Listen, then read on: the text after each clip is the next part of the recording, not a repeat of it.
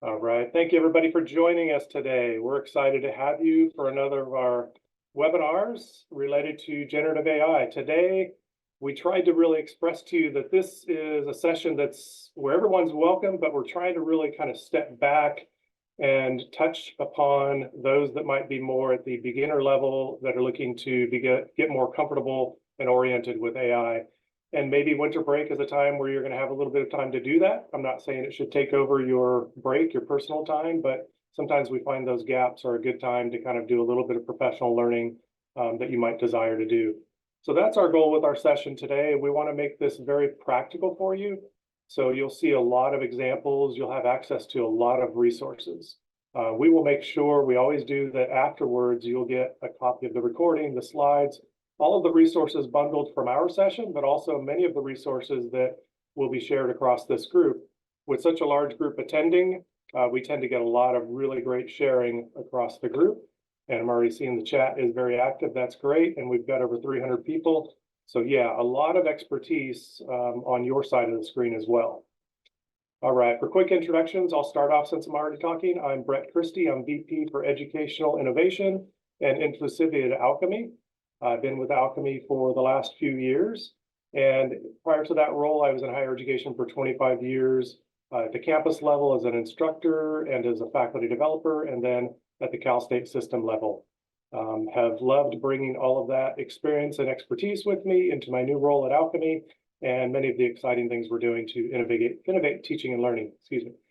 Pass it on to Heather to introduce herself. First, I want to say that related to today's topic with generative AI, Heather is probably the name that I see most out there with maybe 5 other people that I kind of wake up to as I'm looking at social streams, LinkedIn and others, and as I'm kind of fading off at the other end of the day. It's always nice to see Heather posting great thoughts out there and acknowledging others as well who are doing great work. So Heather, go ahead and introduce yourself. That was a great introduction, Brett. I appreciate that. Yeah. As Brett said, my name is Heather Brown. I work at Tidewater Community College, which is in the state of Virginia. We're the second largest community college in the state. And I work in the Center for Teaching Excellence. I've been in higher education for over 25 years. Previously, I was director of undergrad advising for a college, along with director of asynchronous programs, and really just dove headfirst into AI when ChatGPT dropped in November of last year and haven't stopped paddling. So thank you, Brett, for having me, and welcome everyone. It's a pleasure to be here today. Awesome. Thanks, Heather. We appreciate you. And folks, just as a reminder, thanks for all the introductions and chat. That's wonderful. And know that during the session, we will take pauses and we'll try and check chat, although with this many people, that can be difficult, but we are going to be doing other interactions. And then we're hoping to have time at the end for Q&A. And even if you want to have us do a live demo of a task you think of, we'll try and see what we can come up with and see what happens there. So we'll do a little bit of risk taking with you. All right. So as a reminder, this is, let's see, number 7, I believe, out of the series of AI sessions, and we've been trying to cover a variety of topics. And often those topics are led by you. So as we do a webinar with this many people, we do a very brief survey afterwards, getting some of your feedback, but also asking, what would you like to see next? And so we take that seriously, we analyze it, and then we try and prop up the next session for you. And so today's session is, we heard from a lot of people that they wanted to go back to some of the beginning sort of getting oriented steps. And we also have some data that showed us why that would be a good session to offer. These are all available to you as recordings. And then for each of those sessions, there's also a resource bundle. And we have a link at the end of the session that we'll give you that has access to everything for each session and across sessions. There are a lot of great resources that we've tried to develop for you, but also that others have developed and contributed. Okay. So a little bit on getting caught up with AI. I'll turn it over to Heather for just a couple slides here. We'll be going back and forth quite a bit today. All right, so just to give you a high-level overview, for those of you who might be fairly new to generative AI, these are the main large language models that are out there right now. And the one that we're going to be focusing on today, later on in our presentation, is ChatGPT. It was the first one that dropped back in November of 2022. That caused all the ruckus. So it has a couple of versions. It has the 3.5, which is free, and then it does have a more powerful version, which is the paid ChatGPT 4. There's Bard, there's Bing, there's Claude, there's Google Gemini, Midjourney, which is an image generator. It has a little bit of a learning curve, and Grok. I haven't played with Grok. I don't know if anybody out there has. I'm sure they have. Brett, I don't know if you have, but so no. No, I will be waiting quite a bit to try that one. Right. Yeah. I heard it has a little spicy attitude. I don't know. So,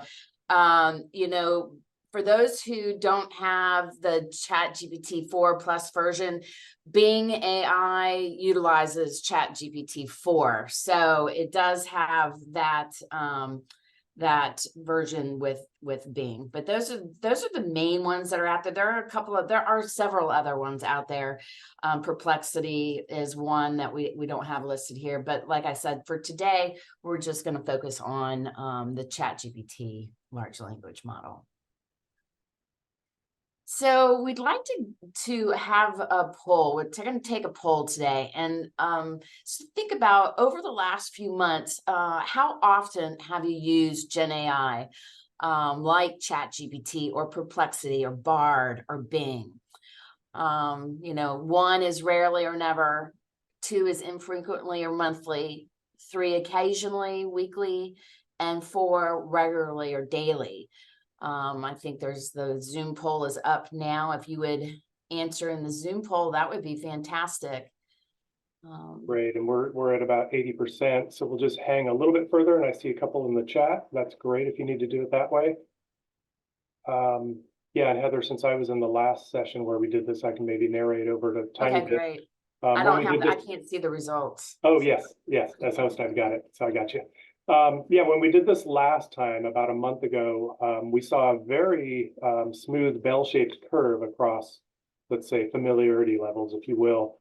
Today, we're definitely seeing, and we'll go ahead and publish those now. I think, Kelly, you've got end poll. Perfect. You're definitely seeing that we're tilted more toward the levels 1 and 2, which is great.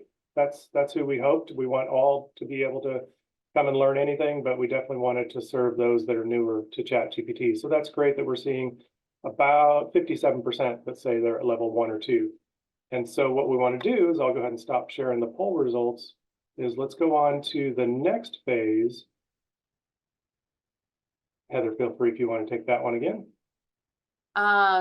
So this is the answer garden, reasons why you haven't been using ChatGPT much.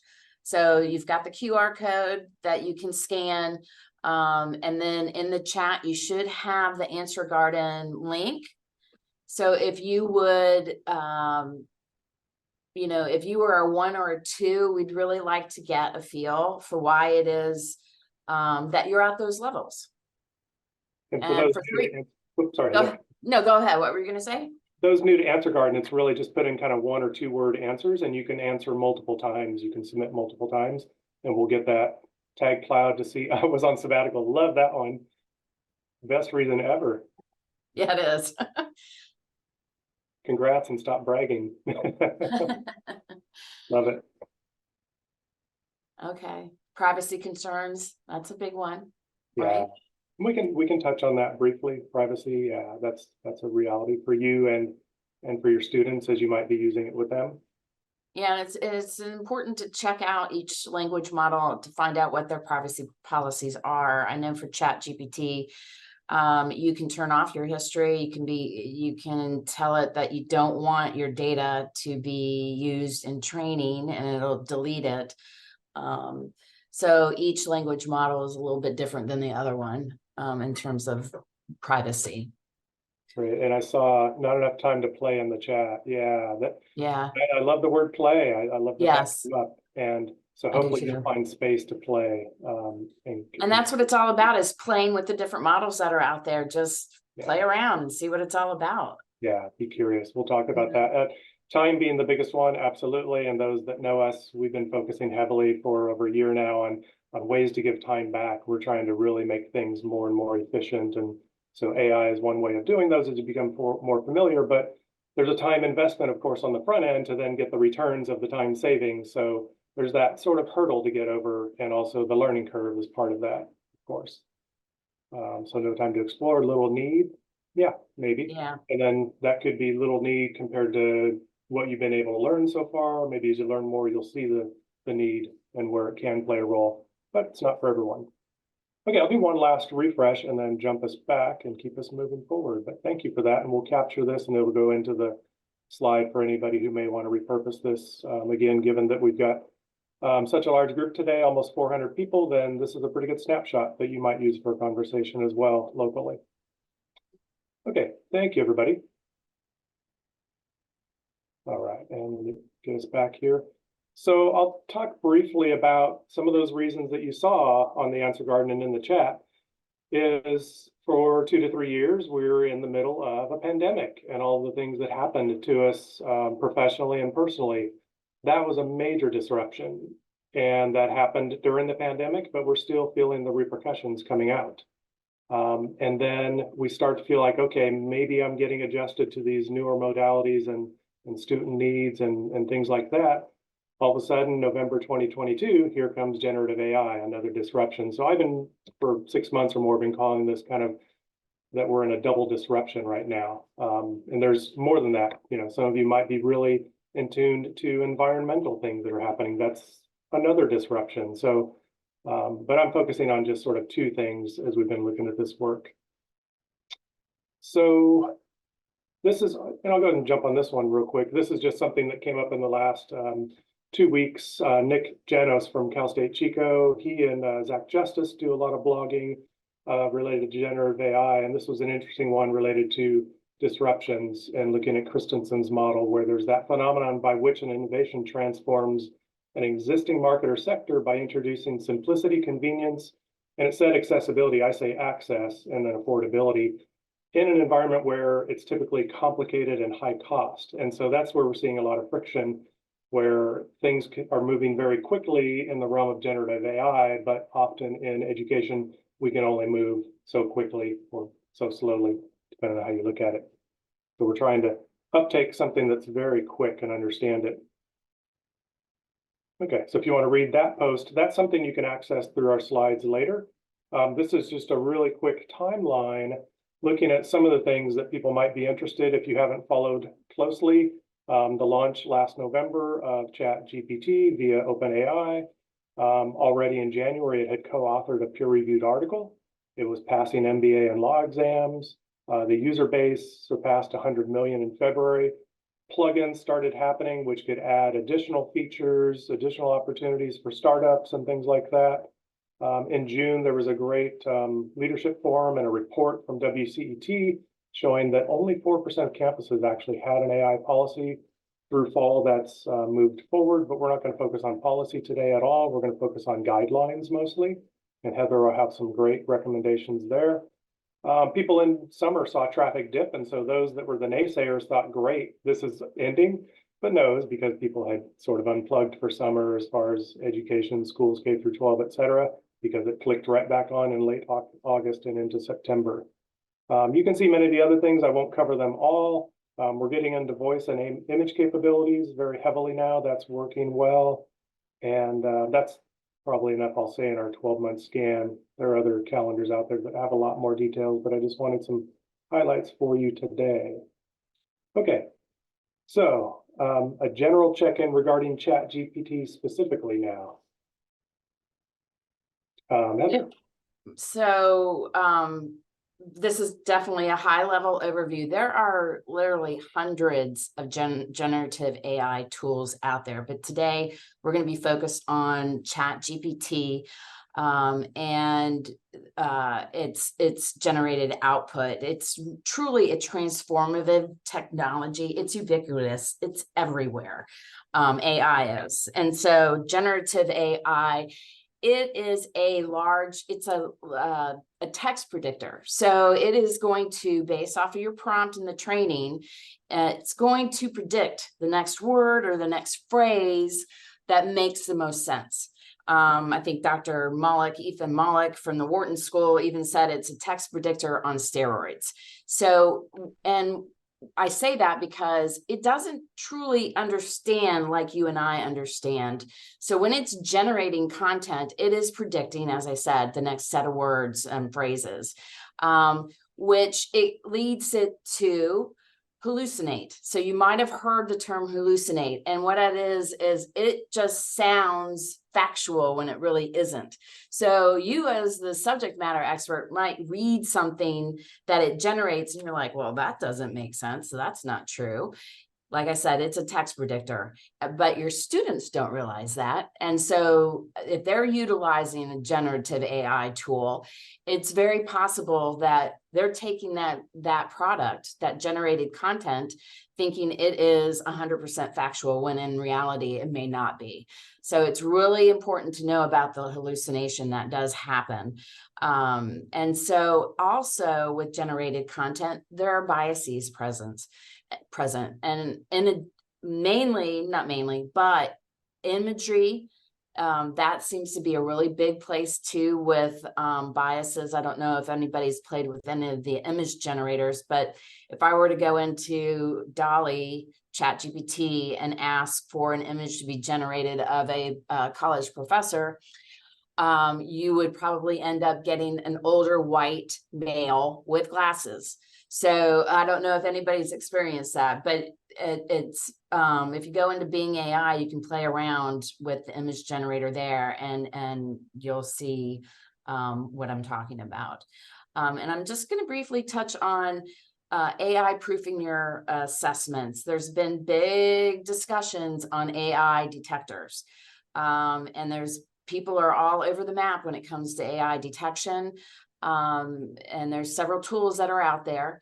But if you have been following a lot of the information, even OpenAI had an AI detector. They determined that, and they took it down because there were too many false positives. And faculty and students have been caught up, and some students have been, accused of turning in AI generated content when in fact, based off of what an AI detector said, and when in fact they hadn't. And so I just strongly caution that do not use AI detectors as the sole determiner of if something has been AI generated or not. Have a conversation with your students. Thank you, Heather. Great comments in the chat coming through as well on the side. Thank you. So there was a, I don't see where the, I'm not sure, I can't remember where this oh, there you go. Thank you. There was a survey that Inside Higher Education did back in September of 1,600 students, about 600 institutions, that students were the ones using it more than faculty. And it was less about resistance from the faculty side, but more those faculty felt like they weren't ready to start using the generative AI tools. And really why they were using it is just to see what their students were doing and see, what their students could do with the tools. And I say, just, don't let that be a barrier. You don't need to be an expert. Just start playing with the tools. It doesn't hurt. It's not going to hurt anything. A good start is maybe to throw in a prompt for one of your assignments and see what it generates for you, or a discussion prompt. So you can see the way it responds. Okay. Oh, sorry. So we're on AI policies and guidelines. I don't know how many people were able to catch it. I don't know. Some people might not be members, but EDUCAUSE had a quick talk on AI policies and guidelines. This is a hot topic now among institutions all over globally. And in that presentation panel discussion, Tracy Moore at Western University, she's created a fantastic Padlet with university AI policies globally. So it's a great resource if your institution is looking at what to do. And also Lance Eaton, he has created an open source document, which is basically, it's a combination, but mainly it is syllabus policies created by faculty. Some are overall policies. And just a mention, you know, when we talk about policies and guidelines, you know, policies are truly, they're more formal. They establish, you know, rules that are mandatory and enforceable, and there's pretty, you know, it usually goes through a pretty rigorous process. Where guidelines, you know, they're recommended or best practices. So for a lot of schools that I've noticed that you know, they're leaning more towards guidelines right now. Because it's going to take some time to get any type of policy in place. For instance, we have some guidelines for our faculty at Tidewater Community College. We have a syllabus builder that faculty utilize to create their syllabus, and we've given them 3 AI policy or guideline statements that they can actually edit and incorporate into their syllabi. I think that's the next slide. We've got that. So we've got the 3 different utilizations there that students can use it. They can use the Gen AI tools. There's conditional. There's the second notification of conditional, that there are some assignments, assessments that can use generative AI tools. And then there will be some that aren't. And then there's absolutely no generative AI use permitted. And we've also at our college, we have amended a policy, our code of conduct, to include artificial intelligence. But our policy was broad enough that we don't feel like we need to change anything right away, other than we inserted the artificial intelligence. And right now our governor has a committee looking at AI, and he will then spread his findings out with our chancellor of Virginia Community College System, and then we'll be waiting to hear from him. So but those resources should be a really great start for those of you at institutions that are still trying to figure things out. Great, thank you, Heather. And I'll do a pause here because I know we continue to have people join. So I just want to remind folks that after the session, we will be sending the recording, a link to the slides that contain all of the links that we're showing, but not always sharing, because we're trying to keep things kind of focused. So you will 100% have access to all of that. And then coming here in just a few moments, all of our ChatGPT prompts, you'll have access to the prompts and the chat logs. And so, yeah, everything's coming to you. We're just not pumping continually into the chat with live links because we wanted to kind of keep things going forward a little bit on one focus. So I appreciate that. So now let's get into the basics of actually using ChatGPT now that we're almost half into the session here. We want to do one more check-in is now we're going to use a Padlet, and we want to think about ChatGPT and how it might be empowering your work, or how you hope it might be empowering your work. So if you can jump to the link that's in the chat, and then if you need to, you can use the QR code as well. I'll pause there for just a moment and let some people go ahead and start going to the Padlet and responding. And you'll see 3 columns there. Just click the plus under each column and you can add a response. And this is anonymous, so don't feel like you're sharing that you don't know anything or that you're struggling to learn it. Just feel free to contribute. Okay, so I'll take us there as well.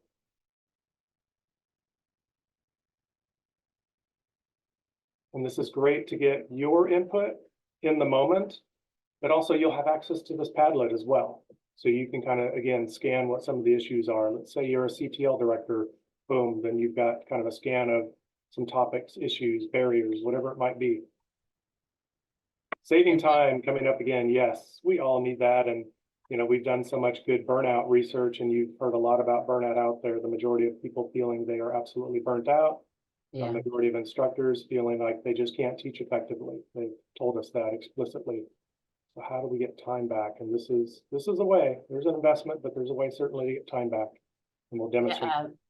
I see the rubrics. Oh my gosh. So it is fantastic at helping you brainstorm for rubrics. So for those who have put in the rubric, create assignment rubrics, it is fabulous. Yeah. At least to get the juices flowing. So yeah.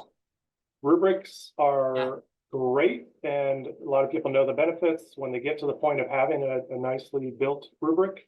It serves a lot of purposes, but there is that learning curve and time investment that can be a barrier. One of the demonstrations today will be developing a rubric on an assignment and how you can nudge ChatGPT to do that more effectively. So you'll get a good example there. Okay, fails or limitations. So stilted language.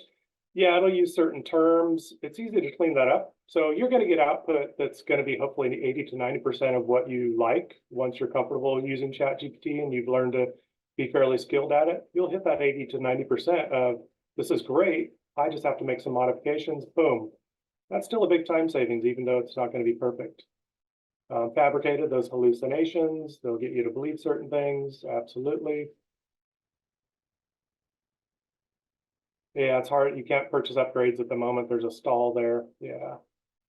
Okay, and ways it's already helped you, generating images, developing policy language, rubrics, great. Document analysis, we haven't talked about that yet, but certainly with GPT Plus and some of the others that were mentioned earlier, that you can put in a document file, could be a 75-page report, you can get whatever length or type of analysis you want on that. You can do data analysis. We're only going to touch upon that as some of the plugins toward the end, because again, this is a beginner session. All right, helping with drafts, creativity, that blank page syndrome, it helps with all those things. Thank you so much. Look forward to viewing more of that. And then again, you'll have access as well. So what we like to do is approach ChatGPT as a creative companion.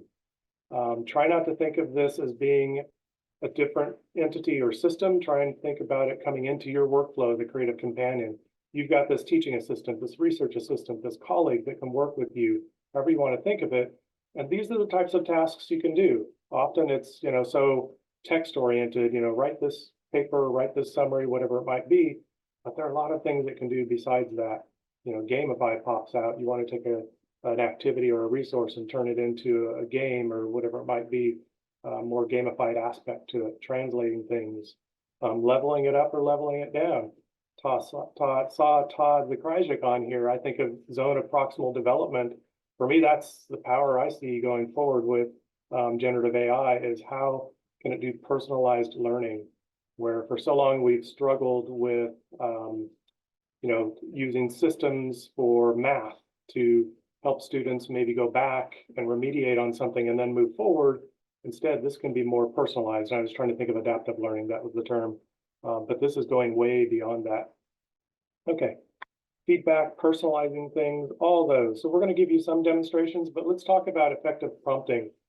Maybe some of you have seen cheat sheets out there, and maybe you're using those, that's great, but they literally look like cheat sheets. It's like an instructor has given you one piece of paper to take into the exam, and you have that cheat sheet. They've just crammed everything you can think onto that cheat sheet, and it can be really overwhelming. And some people have an acronym for a prompting sequence that could be 7, 8 letters long. I've been doing, role, task, and output, but I've been putting in requirements more because I think there's a lot of power there. So you might say, act as an instructor to ChatGPT. You tell it, you are an expert in learning design, or you're a research, and you can see the other roles here because it can do many different types of tasks that might not just be in your teaching workflow, but maybe related to research and scholarship and service. So think about it that way as well. You can tell it then what the task is, what it's going to work on, and then what the requirements are. And you're going to put some parameters on there. This is also where I like to pump in some learning science, because I like to tell it if it's going to create learning outcomes for me, make sure that they're specific and measurable. Do not use words like understand, because that's vague. So I'm going to give it some input like that. I'm going to train it a little bit. And I'm not going to get in depth into training conversations, but I'm going to focus on prompts. If it's doing something related to Bloom's taxonomy, I'm going to say use the version from 2001 forward, because that's the more updated version. I can tell it to use the principles of universal design for learning, culturally responsive teaching, whatever you want to do within requirements. That's where you can really start to influence it with some language. And then what is the output format that you want? Text is going to be the default, but it could be bulleted list, it could be an outline, it could be, I'll show you tables, could be graphs, slides, etc. Some people use it for code quite a bit. I'm not at that level and don't have that use scenario for myself. So this is a simple 4-column, if you will, prong format, if you want to look at that as an example. And then let's get into some of these. So we're going to show you multiple that are already scripted. And then we're going to take you to the chat log, which shows you the process. And then we'll also do a little bit of live, and then maybe even take your requests for some demos.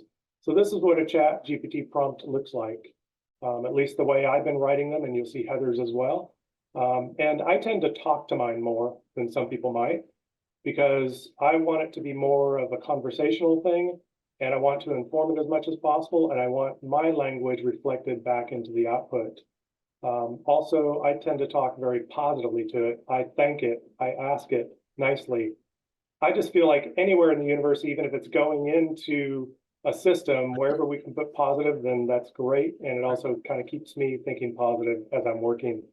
So here you can read the prompt. I won't read it to you, but what's in the brackets there where it says name of, that's where you would be able to take a prompt like this and just substitute the name of your course. And then the message output, if you want it to be 100 words, you can just put in 100 in those brackets down toward the bottom. And then you'll see this is a 2-step thing where I got this welcome message, but then decided, okay, maybe I want to create a video version of it. So let's go to the chat log here, and I'll explain what that means. So this is going into ChatGPT, and this is a publicly viewable chat log. So you would be able to go right to the same view. And I'm going to go ahead and increase the text size. Hopefully that's helpful for people. So here you see the prompt, and in this case, I've used it for introduction philosophy, and I've said 250 words. Now, here's the result I get from ChatGPT. So anonymous is me in this case, and then ChatGPT. So here you're getting this message to students. It does a wonderful word, and it's going to have words it likes to use like dive and delve and stuff like that. That's easy to clean up. You can put it into your own style a little bit, but I would say about 80 to 90% of this, again, is great stuff. And it does this in a matter of about 5 to 10 seconds. It creates this welcome message. Now I decided, okay, let's do it like that again. It's a little bit long. Let's do more like 200 words. So you can do a follow-up prompt to refine it if you want to. So again, here's that welcome message, and it's a little bit more concise. I think, okay, great. You know what? I want to see what an option looks like for a video script. So I won't read that letter or welcome message. I will instead have ChatGPT in a matter of seconds create a script I might use, and it will put in prompts as if it's an actual video script. And some of them, yes, are a little bit fuzzy and outside of my personality realm, and but still, it gives you great language. And there's that word dive again. But this is very positive, exciting stuff to try and get your students excited about what your course may lead to, what that journey is going to be like. Instead of a welcome message, here's the syllabus, remember to get the materials, see you on the 13th or whatever. Okay, so let's go. I don't have a cozy, well-lit room. Sorry. Let's go back then to the slide. And that's one example. Again, you have the chat log link here that you'll have access to.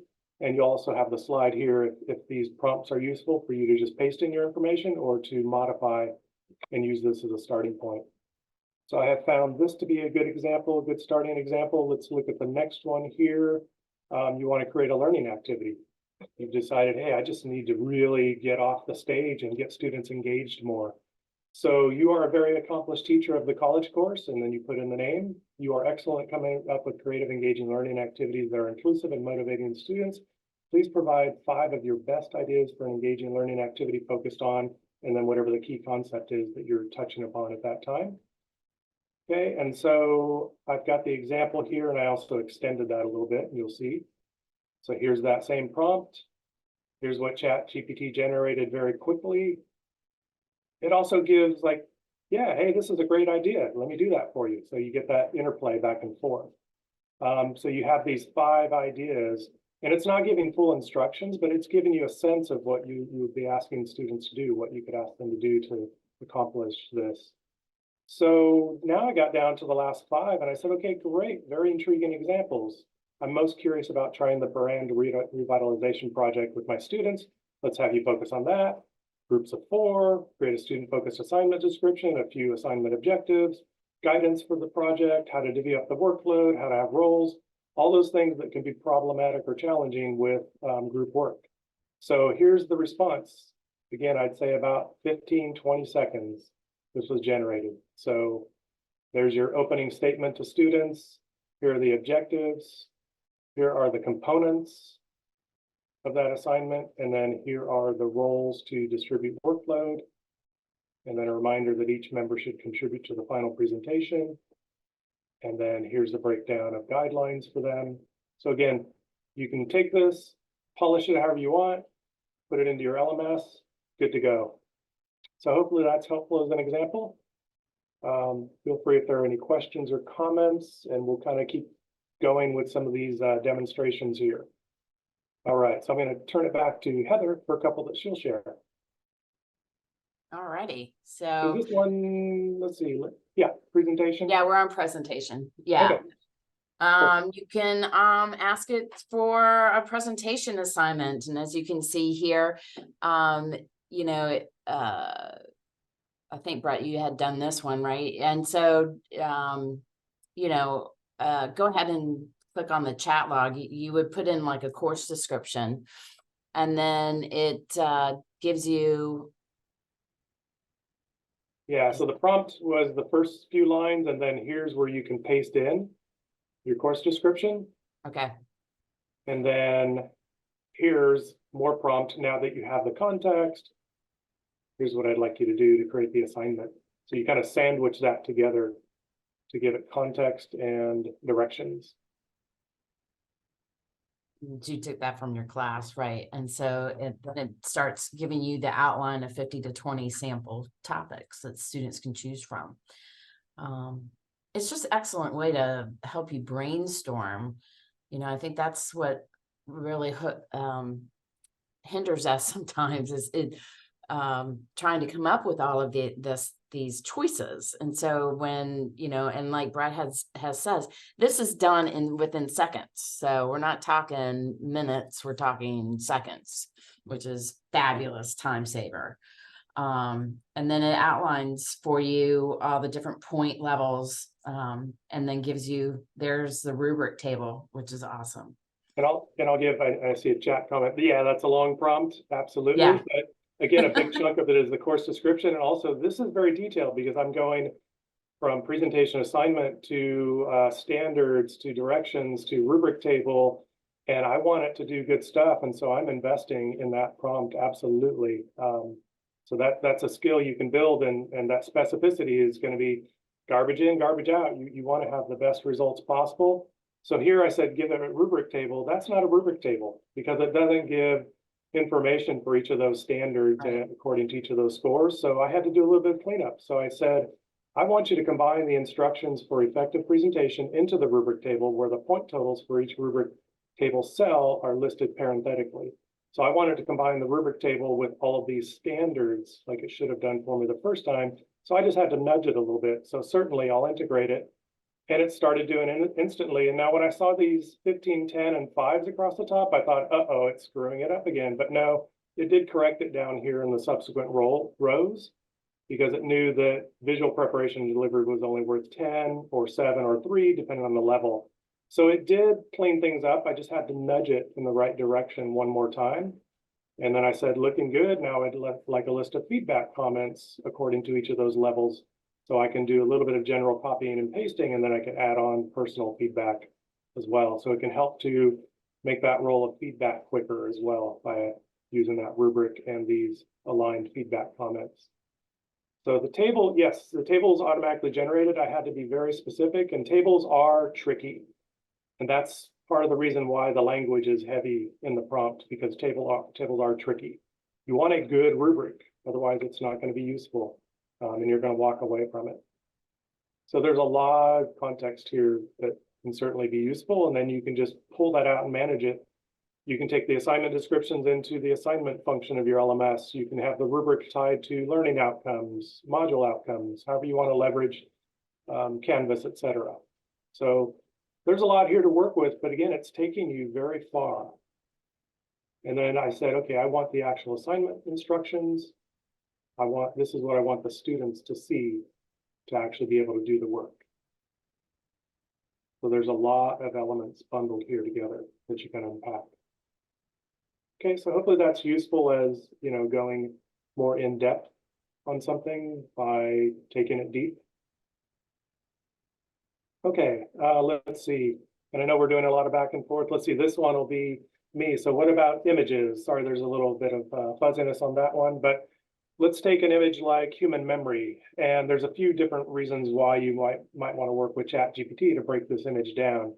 Early on when Gen AI came out, I started thinking UDL because that's been, to me, the most powerful part of my professional experience, 20 years of working with UDL. I started thinking, okay, we're starting to get multimodal.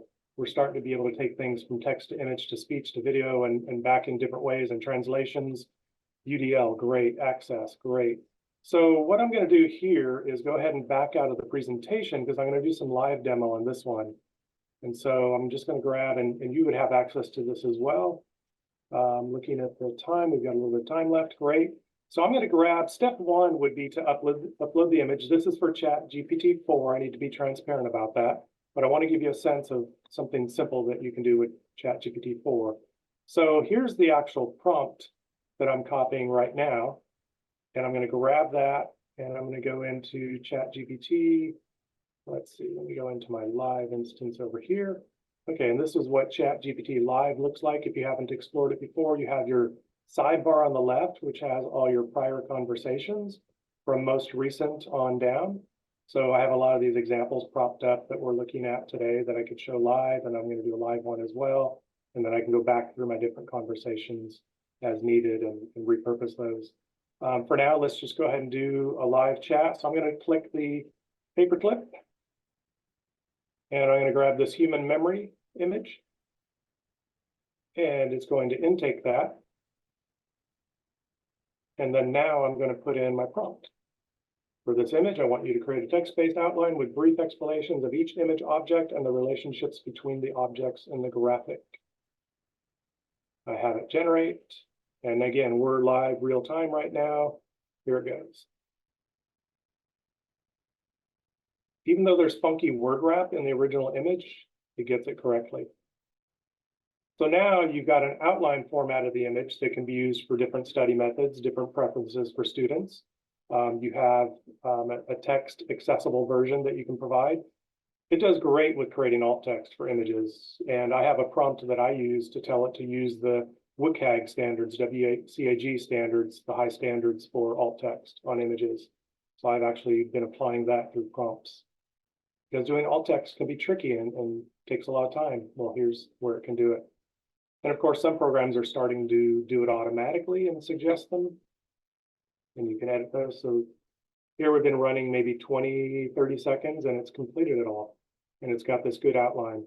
What I'm going to do is I'm going to toggle back and say, okay, the next step that I want to do, this is the output that I'm scrolling right now on my screen, which I know you can't read, but I'm just trying to give you context. Is here's my response to it, and here's what I want to do next. So I'm going to copy that.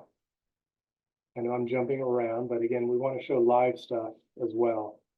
So that's very helpful, thanks. Now let's create an assignment where students, I blundered this prompt a little bit, students choose, or you could say select, focus on, whatever, one of the three memory types. They do a deeper exploration.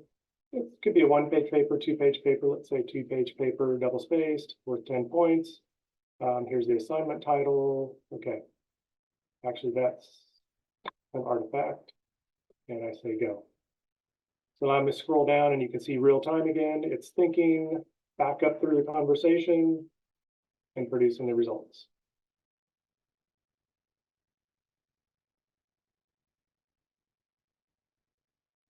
And I'm looking at chat while I have a moment while this is happening. Hopefully this is helpful for those that are newer to see the process, the thinking through this, and then the results, and also that it's a dialogue that you have with your creative companion. Yeah, the chat's blowing up. They they really like the live demo. Yeah. So I'm glad we were able, we have the time to do it. So it's just fantastic. And it, like Brett said, it's just a continuing conversation that you're having with the large language model. So it's powerful. And again, it's just familiarity with what it can do, and then just keeping it in line sometimes, you know, praise it when you need to, scold it or correct it when you need to, and it'll do great things for you. It's not perfect. And yes, you need to keep in mind issues around biases and privacy and things like that, but those are easy guardrails to stay within. Okay, so hopefully this is helpful for a live demo. And again, you can close this sidebar over here so you have more view. I should have done that maybe a little bit earlier. This is where you can create a new chat. So you can just simply click there, and if we go to some demo time, I could do that as well. If you have 4+, this is where you can also bring in a data analysis plugin. You can bring the Simpsonize Me plugin, and there's the Santa Claus plugin right now, but there are a lot of serious ones that you can look at as well. And I'll just do the Explorer for 4. You've got, yes, some trivial ones, if you will, but you've got DALL-E, which creates incredible images. You give it text, it creates images. So, or you have images, it'll create text. Love that you can go either way. It'll create, where I said gamify, you can create a topic. It'll create a game, a board game or something like that your students can use. Okay, let's go back to the slideshow because we're trying to show you kind of a range of use types across, let's say, your instructional role, but also some things that are outside of your direct instructional role. And so let's look at maybe course wrap-up feedback message is still definitely core to your instructional role. Let's see, Heather, if you want, give it a go on that one. I know I may have propped it up, but no, you've got this one. Oh, your microphone, Heather.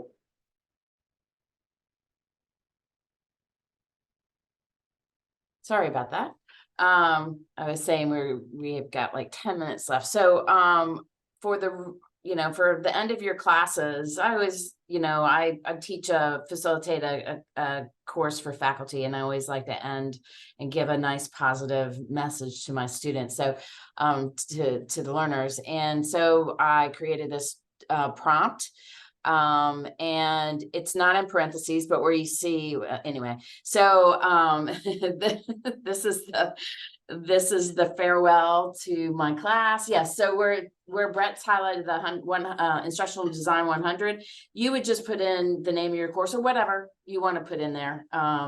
And so it made a really nice fond farewell, end of the semester prompt, or not prompt, but output. And as Brett's been saying, you can tweak these to more of your tone. There's actually a way to get large language models to write in your style and your tone. You can tell it what tone to use, what style of writing. You can even submit samples of your own writing and ask ChatGPT to mirror how you write. This is one reason why AI detectors are not very good, or they can't. So there are ways to get around AI detectors, but at any rate, so you can see here that it's given us or given me a really positive, thank you so much, I learned so much from you, type of end of the semester message. So and this is something that often gets overlooked because people are so busy toward the end of the term. Right. they feel like there's so much other pressing stuff going on. But again, this can be created in a matter of just a few minutes with a simple prompt. Yeah, that's great. Okay, on to the next one, drafting a letter of recommendation. So I'm not saying that, you know, you should completely disconnect yourself personally from this process, but this is another thing that I know is often asked at the end of a term, and it's something, you know, you're off calendar, you know, off your work calendar, and you're wanting to do, you have that commitment, you want to support your students, yes. But how can you leverage ChatGPT to help make it more efficient? If you're someone who gets a lot of these requests, you can actually set up a very simple, let's say 5-question form to give your students to give you responses, which you can then feed into these brackets. If you wanted to automate it that much, if you're getting a lot of requests, you know, if you're an advisor or something like that, great. But if you're more general, you're getting some requests each term, then you can still use this ChatGPT prompt. And I've set it up so that you would just be able to put in who the person is that's requesting it, what its goal is, that request, where you work, where it's going, who the person is, the salutation of the person receiving it, and then related experiences, roles, and responsibilities you've witnessed, their qualification attributes, their achievements. So let's go ahead and look at the chat log and see what we have in those brackets and what we get as an output. So I've been asked by one of my graduating English majors, Monique Parsons, to write a letter of rec, support for the Master's in English program at ASU. I want an effective letter. I need you to incorporate the following. So there's the person and the salutation receiving it, the relationship to the candidate, the length of relationship, what makes them particularly qualified, what are some other attributes or dispositions, let's see, things that stand out as achievements, Dean's List, co-president of the English Majors Club. After you describe these, create a summative recommendation statement and an offer for me to discuss their application. So again, this may seem like a lengthy prompt to someone, but it's getting a lot done for me. So here's the results again that comes out rapidly, is it's propping up everything for me to put at the top, the from information, then it's got everything for the to information. And then boom, I am writing to wholeheartedly recommend Monique, and you may change some of these adjectives, that's fine. But it's a very strong letter of recommendation that has all of those elements between you and Monique crafted in there. And it's done all the additional wrapping around it. So this works really, really well. And I know some people may feel like, well, it's depersonalizing it. You're going to be doing all those personal elements in there. You're just having it do the formation and the wrapping of it. So hopefully that's helpful. I know we're at 5 till. Let's see. These are prior ones that you might be interested in. We've done in prior webinars, and I pulled those forward, but you can go even deeper if you wanted to into our prior sessions and look at the session titles and see where you might have interest. But you can take your course description, which comes from the catalog and tells nothing about the course, except how 101 is different from 102. You can actually have it create a wonderful course description to get students excited about the course. Looking at your outcome statements to examine those to make sure they're specific, measurable, and maybe even looking at the Bloom's levels to see how those stand. And then timely feedback, using that for timely feedback. And so Zach Justice did a great job with creating a prompt for that at one of our recent sessions. Assignment redesign in the light of Gen AI. So how do you create assignments that are more Gen AI resistant, that bring in more of the student reflection and qualities there? It'll create an outline of modules for your course in seconds. If you give it the title of your course, ideally maybe even give it the textbook. We're doing that with OpenStax in an agreement we have. It'll create, if you tell it 14 modules, it'll create those module title suggestions. It'll then create module level outcomes. So I don't want to reiterate a prior session, but there's a lot of power that can be used here. And then creating in-class lessons, it does a great job at that. I'll tell it, where I put in learning science, I'll say use Gagne's 9 events of instruction to create an in-class lesson on X in a smart classroom, or in this type of classroom, or in a synchronous online session, whatever it is. It does really good work. I'll go real quick on acknowledgement, Heather, just to keep us going. So yeah, I know some people brought up citing. So you can cite in general, just sort of what's the base level requirement. You can put this resource came from OpenAI, specifically ChatGPT or Plus. on this date. It's a large language model, and that's APA. If you want to, the second one in quotations is just the prompt that they used. That's a pretty short prompt. You would see that my prompts would be a pretty long reference. It really depends on, for me, it depends on who the audience is. If I want to just do base level compliance, maybe for external, general, I might do the first one. If I want it to be more useful, I tend to provide links to my full prompts, but I would do it through maybe a slide deck or something like that. Okay, so there are different levels for APA, MLA, and Chicago. And let's look at next level options with ChatGPT Plus. A very brief framing. Maybe Heather, if you want to just mention some of this, or I can, it's up to you. But you got to turn your mic on.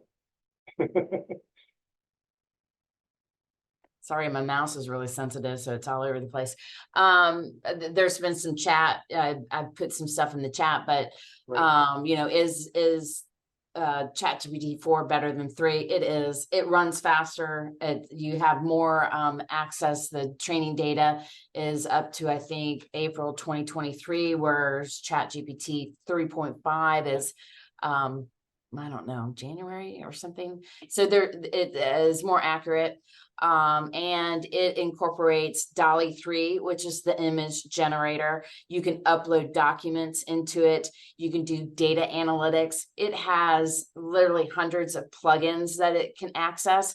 So you don't have to identify a plugin you want to use. You just type in your prompt. It will know automatically that it needs to find the PDF plugin to read the PDF document that you uploaded. And so it has real-time data. It is connected, and also, like on the slide, Bing AI uses ChatGPT 4 data, but it doesn't have, I don't think that, yeah, it's connected with DALL-E 3 as well. So, but ChatGPT 4 definitely is greater availability and accuracy. And the way, just before the session this morning, the way Heather and I talked about it is, if you're at that level 1 or 2 from that first poll in the session, 3.5 is where you want to really like get comfort and just leverage the heck out of that. And when you start to feel a ceiling, consider jumping to 4. If you're levels 3 and 4, you're probably ready and already in ChatGPT Plus and ready to really push some of those boundaries a little bit more. I do know that ChatGPT 4 has a waiting list now. So Yeah. I don't know how quickly people are being accepted to use the 4 version, but if you don't want to wait, just go to Bing AI and they run on ChatGPT 4. So you just don't get you don't get the plugins that I mentioned that it can utilize, but it's definitely a great resource as well. Thank you. Yeah, and just in closing, the future is not about artificial intelligence. There's a lot of fear about that. I tend to view it more about augmented intelligence. I think that's a better way of looking at it. And yes, we need to stay on top of things and keep things in mind as far as privacy, security, and bias and all of those things, but really thinking about all that you can embrace as you have time and as you're ready to bring some AI into your workflow. So accessing all of the resources we've talked about, I know we're at time, so this will be very quick. And I know the link's already gone in the chat and they can go in again now, is we have our higher ed, AI and higher ed playlist, which is all of our recordings of the webinars in YouTube. So that's the top link. And we have our collated AI resources, which is resources from each of our sessions and more, and not just from us, but from people like you during our sessions who have contributed great resources. We've brought those from the chat into the resource bundle per session.